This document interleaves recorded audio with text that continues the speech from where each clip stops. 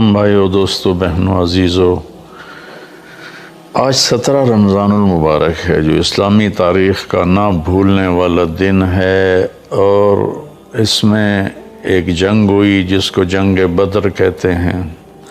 قیامت تک جتنی جنگیں لڑی جائیں گی اس کی اہمیت سب سے زیادہ ہے۔ قیامت تک جتنے مجاہدین جنگیں لڑیں گے، جنگ بدر میں شریک ہونے والے مجاہدین کا اجر سب سے زیادہ ہے اور رتبہ اور مقام سب سے بلند ہے۔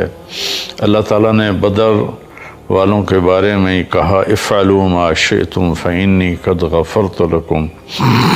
اللہ کے نبی نے فرمایا کہ اللہ فرماتے ہیں، اے بدر والو، جو مرضی کرو، میں نے تمہیں معاف کر دیا ہے۔